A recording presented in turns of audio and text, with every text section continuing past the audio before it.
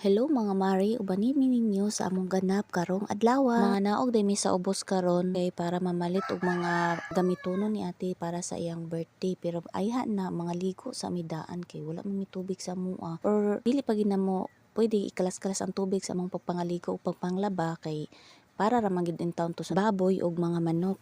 Si ate na pud akong kauban og baklay ani kay ang isa gusto na pud siya mosakay og siya na pud kuno mo gunit atong mga gamit nga naa sa likod. Mao na gid taon ni among routine perminti kung manglakaw mi kay dili naman pud ko pwede nga magsige na lang pud og sakay-sakay sa motor mo na nga kung magbaklay ko nagit kay kauban isa nga mo baklay kauban nako ug ang isa pod kauban sa iyang papa magsakay sa motor. Ug dinhi ra day ni nakapark ang sakyanan kay dili man gid ni siya pwede masulod dito sa amo ag yung area kay gamay ra gid kay ang dalan motor ra gid makaigo. Igo pud minabot nabot pud sila dinhi.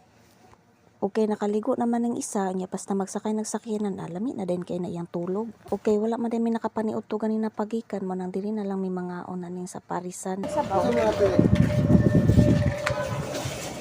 Pwede sin popong. Birthday ako ma. Kalay. Now day cake Yan eh. Nice day cake. Aya, lumpia. Yan po kamay. Wow, cook. Wow. Pila ka cook ng Masalot order? ma. Masalot ako. Okay, ko na ning overload nga. Tambok gid lugar. Og gidrop ra day mi niya diha sa Prince Hypermart kay naapod siya paliton nga mga baho. Naglahi-lahi mi sa among lakaw kay para makauli dayon mi kay hadlok kayo maabtan na sad ni og ulan kay tagahapon na gid ga ulan dinhi.